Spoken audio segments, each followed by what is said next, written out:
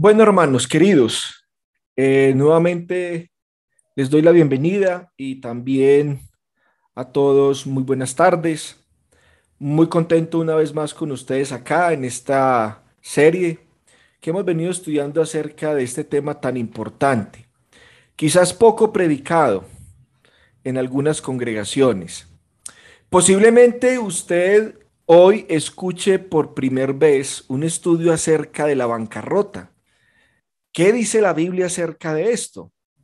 Y la pregunta que está ahí en el título, ¿puede un cristiano declararse en quiebra y seguir siendo justo?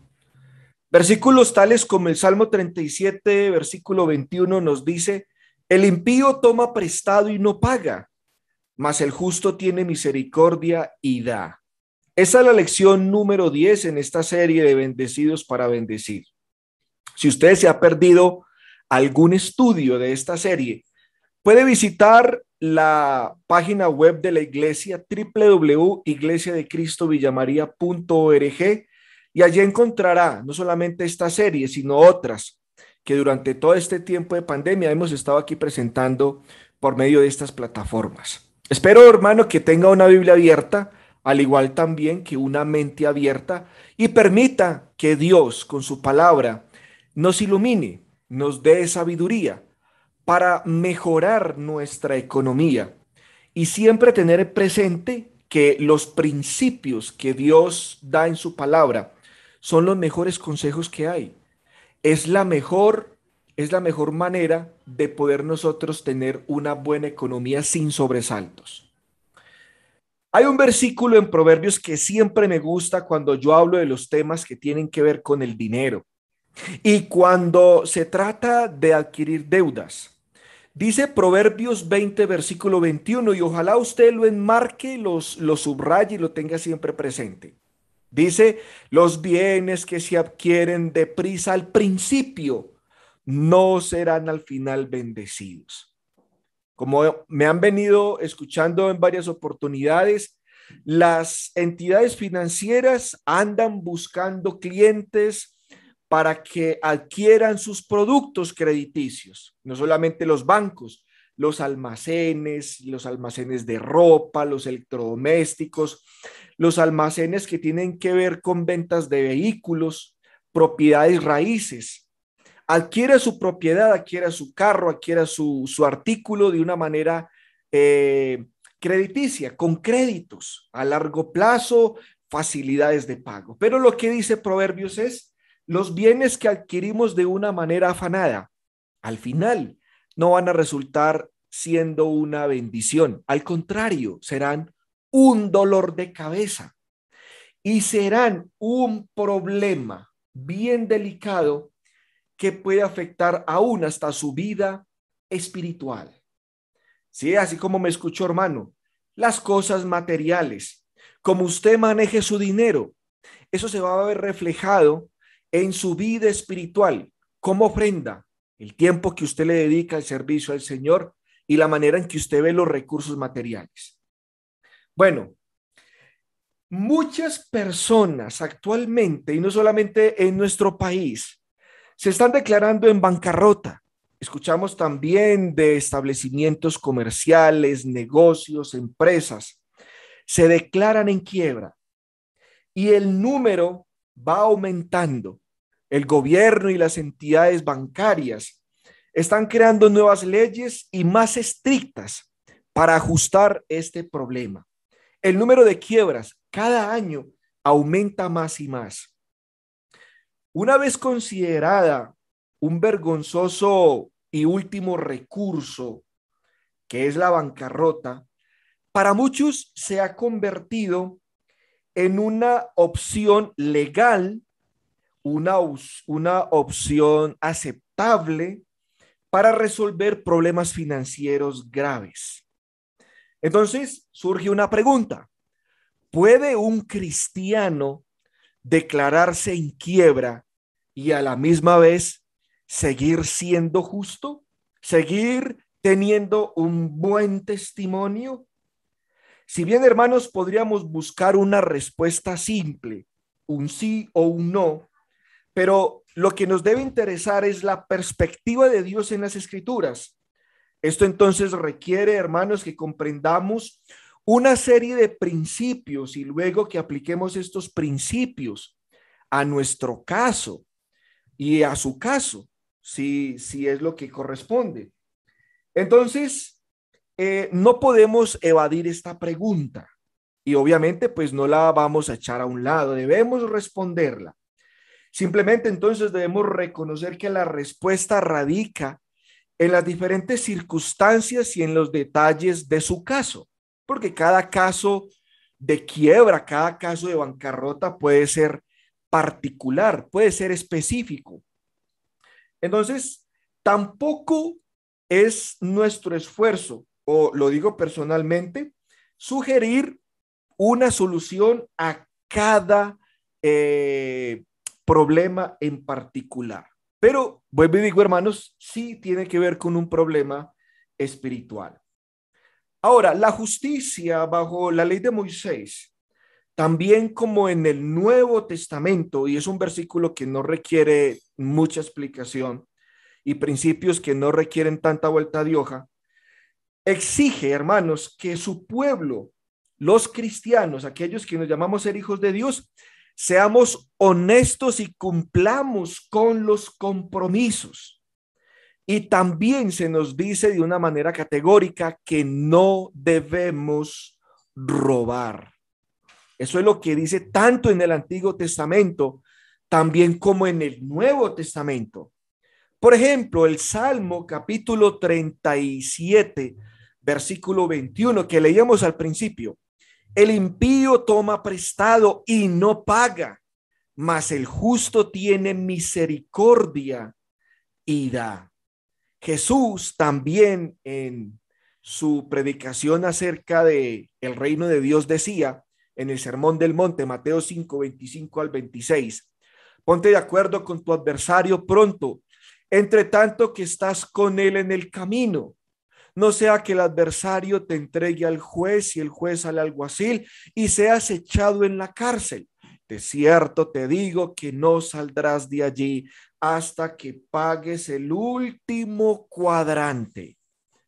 Estos principios, estos versículos, no necesitamos citar mucha Biblia para entender que Dios espera que su pueblo, sus hijos, los cristianos, seamos cumplidos con nuestra palabra en un pago o en un compromiso que hemos adquirido del pago de un dinero, de una propiedad.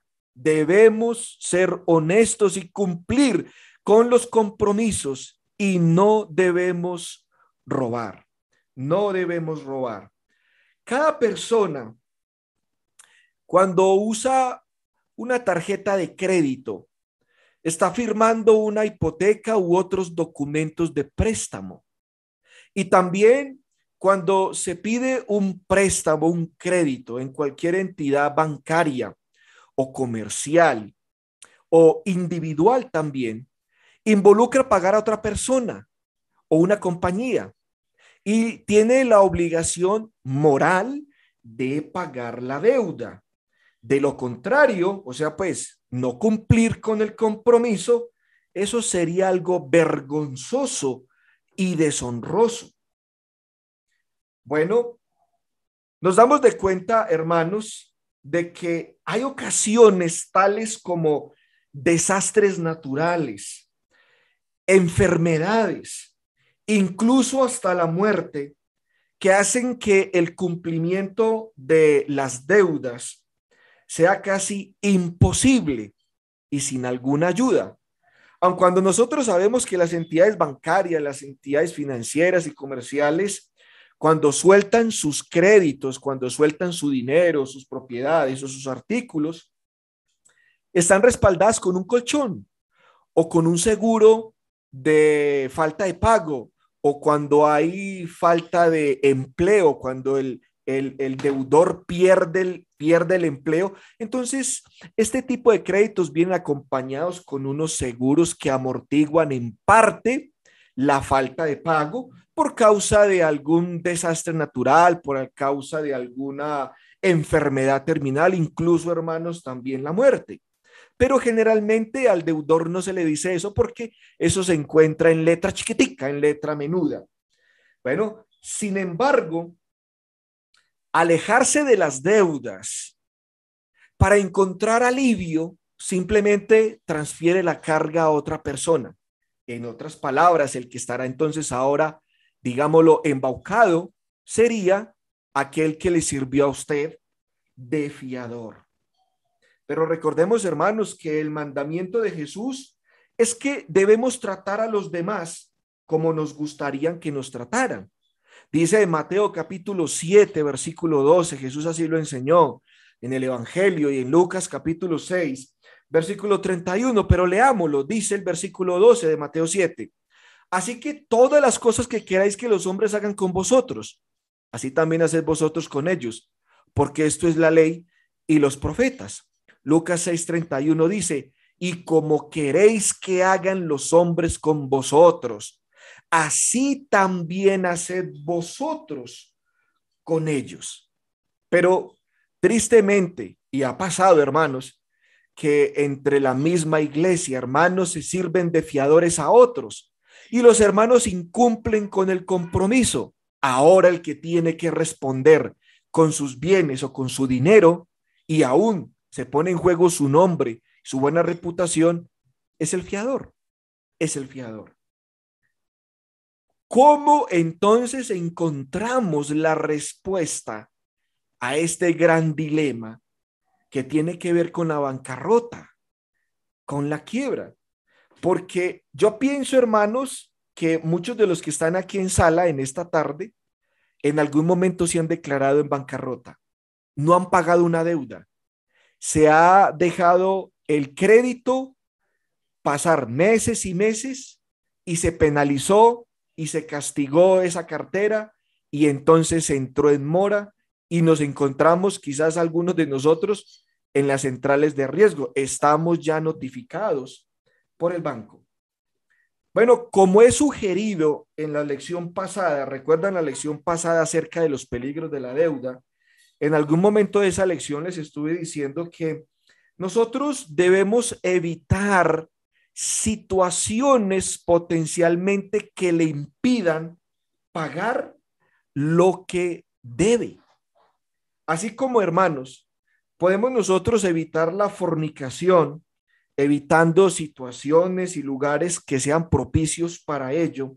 También el cristiano debe reducir enormemente la probabilidad de no poder pagar deudas. Por ejemplo, evitando endeudarse. Lo otro es limitando la capacidad que usted tiene de endeudamiento. Si su capacidad es baja, bueno, en esa medida, pues usted lo puede hacer. Recuerde que estudiamos la clase pasada que Dios no condena toda deuda. Sí podemos endeudarnos, pero lo que usted debe hacer sabiamente, si va a endeudarse, es a medir la capacidad que usted tiene para poder cubrir y pagar el compromiso. Esa es la mejor respuesta. Entonces, evite, vuelvo y se lo enfatizo, evite situaciones que potencialmente le impidan pagar lo que debe. Pero generalmente abrimos más y más créditos y a lo último nos encontramos con la soga al cuello y el agua hasta la cabeza y ya nos encontramos en una situación bastante difícil. Los cristianos debemos pensar seriamente sobre el impacto que va a tener el incumplimiento de una deuda, porque eso va a implicar su reputación y su testimonio. Y si usted ha adquirido una deuda con una persona particular o con algún establecimiento, dígase un supermercado, una tienda, bueno, cualquier cosa, de su barrio, de su ciudad, de su pueblo, pues déjeme decirle que eso le va a bajar, se lo digo de esta manera, puntos en su cristianismo. Porque hermanos, mire, nuestras vidas no son más sino acerca de traer personas a Cristo. Ese es el énfasis de nuestra vida cristiana, influenciar a los demás, más que asegurarnos una vida cómoda terrenal. Pero muchos están pensando en las cosas terrenales, cueste lo que cueste, y ponen en juego su buen nombre y su reputación de honestos, de cumplidores y de fieles a su palabra.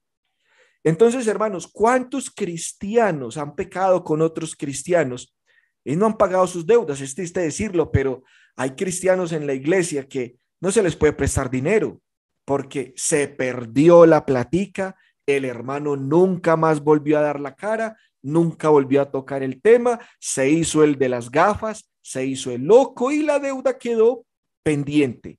Hay hermanos o habemos hermanos que pensamos que porque somos cristianos, entonces ese tipo de cosas debemos soportarlas. Si usted me presta dinero y no se lo pago, bueno, somos cristianos, al igual el amor cubre multitud de faltas, como dice el Señor, pero eso no es así. Hay cristianos que se han retirado por este tipo de problemas, por problemas de dinero. ¿Cuánto más, hermanos, si usted le paga, perdón, si usted presta dinero a un inconverso y no lo paga o incumple? Y usted constantemente está diciendo, le pago el lunes, le pago el martes, le pago entre 8 días, le pago el mes que viene, y usted no cumple, hermano, déjeme decirle que el día que usted le predique el evangelio, a ese que usted le está pidiendo plata prestada, no va a creer ni una palabra, así usted esté en la doctrina correcta, así estemos en la iglesia correcta, no nos va a creer ni cinco por el testimonio que le estamos dando a esa persona de nuestro incumplimiento, porque él espera y con mayores veras, hombre, si vos sos cristiano, pues vos pagás las deudas, ¿no? Y cumplís, pero a veces no es así. Y queda mal usted, queda mal la iglesia y el nombre del Señor por el piso. No, pues si esos son los cristianos, imagínense entonces qué afán entonces, qué me entusiasma a mí, qué me anima a mí a pertenecer a su iglesia. Pero es triste decirlo, hermanos, esto es pan de cada día en las iglesias locales de Cristo. Pero bueno, entonces, hermanos, ¿qué es la bancarrota? No es una bancarrota, no señores, como alguien decía, no. La bancarrota es cuando usted obviamente ha tocado fondo, pero fundamentalmente, ¿qué es la bancarrota? Bueno, la bancarrota o la quiebra es la situación financiera en la que uno no puede pagar sus deudas u obligaciones. Legalmente hablando, según la ley, hay un proceso mediante el cual una persona o empresa se declara o no puede pagar lo que debe. Bueno, ya la ley luego determinará lo que se hará. Al tratar de determinar un comportamiento entonces bíblico y moral aceptable, es importante, hermanos queridos, saber que no todos los procedimientos de quiebra tienen el mismo proceso o el mismo resultado. Por ejemplo, sé de hermanos que en esta pandemia se quebraron, no porque sean deshonestos o porque no quieran pagar, se quebraron porque su negocio ya no rindió, porque esta pandemia mandó a encerrar a muchos y muchas tiendas, muchas empresas, muchos negocios de hermanos se vieron en quiebra y se vieron en deudas con sus surtidores que no pudieron cumplir y se quebraron, llegaron a una bancarrota porque la situación los llevó allá. Pero entonces, hermanitos queridos, como les digo, no todos los procedimientos de quiebra tienen el mismo proceso, han llegado a tener el mismo proceso o resultado. Ahora, para los propósitos de este estudio, no soy ningún asistente financiero, porque yo nunca he trabajado con finanzas, nunca he trabajado en un banco, pero a lo que he podido investigar y de acuerdo a la lección, hay tres tipos de bancarrotas que merecen atención. Y bueno, una es la llamada liquidación. ¿En qué consiste el tema de la liquidación? Bueno, se conoce en los círculos legales como un procedimiento en donde los activos de los deudores se venden y el dinero pues se distribuye a los acreedores. En otras palabras, si usted ha tomado un préstamo, obviamente, y si no lo paga, pues van a tomar sus bienes, su casa, su carro, su moto. Entonces esto se llama lo que nosotros conocemos como el embargo, en donde la entidad financiera toma la casa, luego la subasta, se cobra el dinero y se pierde la propiedad, porque lo importante para el banco es amortiguar esa deuda y lo hace a través de los bienes que se tienen, los activos de los cuales se colocan como un colchón para amortiguar en el momento dado cuando no se tiene forma de pagar la deuda. Entonces el resto de la deuda que se hace se borra legalmente y ciertos activos, vuelvo y repito, incluyen la casa, el automóvil y otras cosas. También se embargan las fuentes de ingresos o el sueldo, ¿sí? Se toma como colchón para amortiguar la deuda. La otra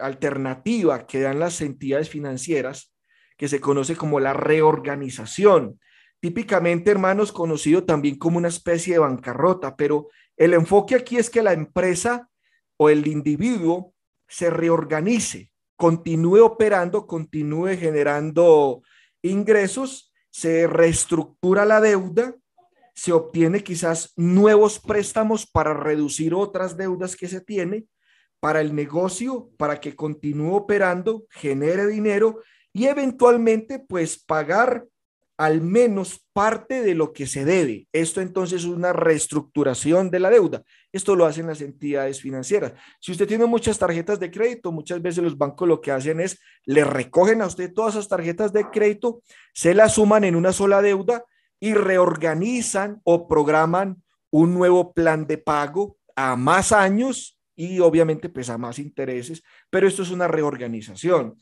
La otra sería, hermano, un plan de pago, ¿sí? Esta es la parte de la ley en que una persona elabora un plan, se pone de acuerdo con los acreedores, llegan a un acuerdo de pagar lo que se debe, obviamente, ¿sí? Y entonces, esto implica entonces que los acreedores pues van a aprobar un periodo más largo y por lo tanto pues serán pagos mensuales más bajos. Los acreedores pueden perdonar voluntariamente parte de la deuda para hacer factible pues el resto de pago. Otros términos pueden modificar mediante negociación y luego un acuerdo en conjunto. Observemos entonces cuidadosamente, hermanos, las diferencias que puede una persona tener cuando llega a la bancarrota. Algunas formas de bancarrota legalmente le permiten a una persona evitar pagar lo que una vez prometió pagar. Otras formas de bancarrota están diseñadas para hacer posible que el deudor cumpla con su promesa de pago. Bueno, a medida que buscamos responder preguntas morales sobre la bancarrota en la Biblia, debemos determinar qué procedimiento estamos nosotros entonces discutiendo. Vuelvo y digo, hermanos, no todos los que se declaran en quiebra, bancarrota, son deshonestos o tratan de evitar pagar lo que deben. Realmente no todos los casos son casos de robo y deshonestidad. No todos los casos de bancarrota, como les he dicho, muchos se quebraron en esta pandemia, no porque hayan sido entonces deshonestos o no quieran pagar sus deudas, sino porque el negocio no funcionó. Entonces alguien podría preguntar, ¿es pecaminoso entonces declararse en bancarrota? ¿Es pecado? Bueno, un simple sí o no como respuesta de parte mía no sería responsable y quedaríamos insatisfechos. Debemos entonces aplicar varios principios bíblicos apropiados, teniendo en cuenta, obviamente, hermanos, el comportamiento moral y ético que se debe tener en un cristiano bajo esta circunstancia. Entonces, la pregunta, ¿tiene la Biblia un modelo para la bancarrota? Mi respuesta es no, así de esa manera. Puede ser un sí como puede ser un no. Ahora, algunos han argumentado que las disposiciones de cancelación de la deuda del año sabático en el Antiguo Testamento son un principio y un precedente y un modelo para el concepto moderno de la bancarrota. O sea, pues, algunos dicen que la Biblia sí aprueba una condonación forzada de la deuda y citan Deuteronomio capítulo 15.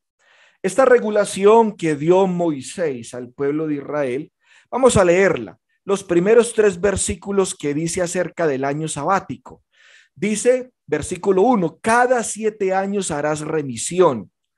Y esta es la manera de la remisión.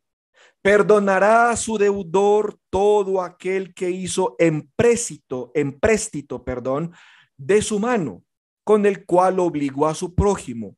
No lo demandará más a su prójimo o a su hermano, porque es pregonada la remisión de Jehová. Versículo 3. Del extranjero demandarás el reintegro, pero lo que tu hermano tuviere tuyo, lo perdonará tu mano. Entonces, algunos leen estos versículos en el Antiguo Testamento y sugieren que en Israel cada uno finalmente tuvo la oportunidad de comenzar de nuevo, borrón y cuenta nueva. La deuda fue cancelada en el año sabático al menos una vez en este momento, como dice la ley. Entonces, algunos dicen, mire, yo me puedo declarar en bancarrota, yo puedo llegar a tener un momento en que no puedo pagar, así como el judío lo cobijaba el año sabático y llegaba el año sabático y la deuda quedaba completamente cancelada porque era el año de la remisión. Ya no me podían cobrar a mí esa deuda. Bueno, otros, por otro lado, señalan que en este principio del año sabático no está eliminada la deuda de forma permanente. Algunos han dicho que los israelitas no debían ser presionados a pagar sus deudas durante el año sabático. La frase al final en el versículo 21 que dice, cada 7 años harás remisión, se incluye porque las deudas monetarias no se pagaron hasta que se recogieron las cosechas o hasta que se pagaran las primeras. Entonces, él podía pagar sus deudas. Sin embargo, el 7º año no pagaba. Existe entonces mucho debate sobre si una deuda debía cancelarse en el año sabático completamente, ser suspendida o que durante el año sabático no se cobraba absolutamente nada y después de que pasaba el año sabático la deuda seguía corriendo. Bueno, hay varios debates acerca de esto. Pero lo que es obvio, hermanos, aquí en el contexto de estas suspensiones de deudas, era radicalmente diferente y es muy diferente de los problemas de bancarrota aquí. Este año sabático no tiene nada que ver con la bancarrota de lo que nosotros estamos viviendo actualmente.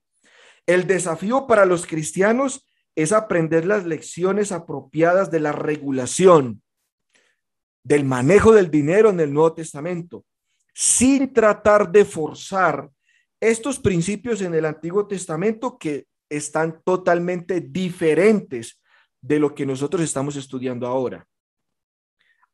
Debemos nosotros considerar, algunos piensan también que el año del jubileo, que eso era cada 50 años, la tierra regresaba a sus dueños, todas las deudas quedaban completamente canceladas.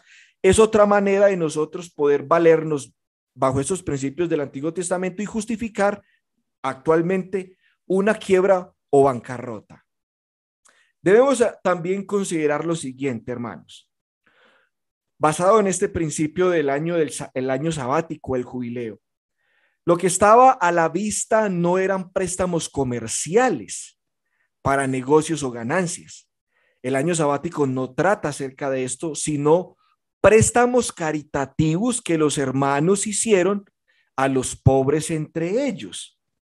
Tales préstamos debían hacerse sin interés. Y ojo con esto porque muchos actualmente tienen un negocio de pura usura. Éxodo 22, versículo 25 dice, cuando prestares dinero a uno de mi pueblo, al pobre que está contigo, no te portarás con él como logrero, ni le impondrás usura. Pero hoy en día muchos hermanos piensan que esto es un buen negocio, prestar a interés y altos, hasta más de lo que la ley exige. Déjeme decirle, hermanos, que eso es un pecado. Eso es un pecado. La suspensión de la deuda del año séptimo también se debe considerar en el contexto general de los años sabáticos. Los israelitas debían trabajar su tierra durante 6 años. En el séptimo año no debían plantar ni cosechar. Los pobres no podían plantar cultivos, por lo que exigir el pago en el año en que Dios les ordenó no plantar cultivos habría sido totalmente injusto e irracional y también poco amoroso. La regla no se aplicaba a los no israelitas, o sea, pues a los extranjeros, a los gentiles, ya que no estaban obligados por las reglas del año sabático. Esta no era una expresión de odio hacia los extranjeros, solo el reconocimiento de que no había razón para no pagar sus deudas durante este año. El concepto del sábado implicaba descanso. La legislación exigía que a los pobres no se les negara las bendiciones del año de descanso. Hoy, hermanos, los cristianos no tenemos la orden de guardar los días o los años sabáticos o el jubileo. No podemos justificar una bancarrota basado en el año sabático y en el año del jubileo. Ahora, podemos aprender mucho de los principios del Antiguo Testamento sobre cómo debemos tratar a nuestros hermanos, cómo debemos manejar nuestro dinero, cómo debemos tratar a los pobres, pero intentar encontrar en el año sabático o en el año del jubileo una legislación para que usted se aleje de las deudas o se declare en bancarrota, hermanos, es ignorar el contexto del Antiguo Testamento y la cultura de la ley de Moisés, que sabemos nosotros fue dada directamente a los judíos. Y la ley de Moisés no fue dada a nosotros, que somos cristianos, porque estamos es bajo un nuevo testamento. Ahora, como el divorcio, la bancarrota no es la panacea que algunos piensan. La bancarrota no es algo que recomiendo más de lo que recomendaría el divorcio. Hay momentos en que las buenas personas no ven la salida y se declaran en bancarrota. Sí, pero aún así, nosotros los cristianos y los predicadores debemos informar acerca de la quiebra y de la bancarrota. Pocas personas que se han declarado en quiebra informan que sea simplemente como borrar una pizarra y que quede limpia y después alegremente mirar hacia el futuro con un nuevo comienzo. Eso no es así de fácil. Nosotros no nos podemos dejar engañar. Quizás usted haya pasado por la bancarrota o que usted esté trabajando cuando se quebró durante años. Y en lugar, hermanos, yo sé quizás y probablemente que usted no quiera estar en esa misma situación. Si usted alguna vez se quebró, yo no creo que usted desee en algún momento volver a estar o vivir semejante situación. No creo. La bancarrota está entre las 5 principales eventos negativos que alteran la vida que podamos nosotros atravesar, junto con el divorcio, la enfermedad grave, la discapacidad o la pérdida de un ser querido. Ahora, hermanos, no estoy diciendo que la bancarrota es tan mala como perder un ser querido, pero déjeme decirle que altera la vida, deja heridas profundas, tanto como para que la persona también tenga una mala conciencia. Y súmele a eso el reporte crediticio que le va a quedar en el banco. La bancarrota se puede ver de diferente manera. Por ejemplo, veámoslo desde este otro punto de vista. La bancarrota, según la ley, o sea, la bancarrota total, señala que el informe crediticio a usted le puede durar 10 años reportado. También se dice que la bancarrota o el crédito, que también puede llegar a usted tener cierto plan de pago, aun cuando usted esté pagando su deuda y la haya reorganizado, el informe crediticio le puede durar 7 años. Ahora, si es una bancarrota absoluta, total, bueno, eso puede quedar registrado en el sistema crediticio de por vida. Las soluciones de préstamos y muchas solicitudes, quizás hasta de empleo, preguntarán si usted en algún momento se ha quebrado. Y si usted pone eso en su hoja de vida o en su reporte financiero, déjeme decirle que usted será catalogado técnicamente como un fraude comercial y muy probablemente no le puedan volver a prestar ni tener facilidad para adquirir algún producto más adelante. Hermanos, la Biblia no habla de la bancarrota. La Biblia habla de que nosotros debemos pagar nuestros compromisos. Pagad a todo lo que debéis. Al que honra, honra, al que impuesto, impuesto. No debáis a nadie nada. Así dice el apóstol Pablo en Romanos. Y si usted, hermano, ha adquirido deudas, procure pagarlas. Procure pagarlas. Bueno, espero, hermanos, que esta lección les haya servido en parte y ojalá les sirva en algún momento que usted piense adquirir préstamos y deudas. Medítelo muy bien, piénselo muy bien antes de usted adquirir algún compromiso. Los invito, hermanos, para la próxima lección. Próxima lección será lecciones bastante interesantes para el cristiano. La bendición de dar, compartiendo y usando sabiamente las bendiciones de Dios. El mundo dice, más bienaventurado es recibir que dar, pero Dios dice, más bienaventurado es dar que recibir. Vamos a aprender allí, hermanos, cómo Dios le exige y pide al cristiano que seamos generosos. Es aquí donde Dios nos dice que somos bendecidos para bendecir a otros. Dios nos bendice no para que usted acumule y disfrute y tenga una vida egoísta. Dios a usted le da, Dios a nosotros nos da a cada uno las bendiciones materiales y las bendiciones espirituales es para compartirlas con los demás, no para vivir, hermanos, una vida egoísta y llena de lujos y placeres en este mundo, porque ahí las bendiciones materiales perderían completamente el enfoque que Dios da en la palabra del Señor. Pero bueno, eso sería la lección número 11 para la próxima semana.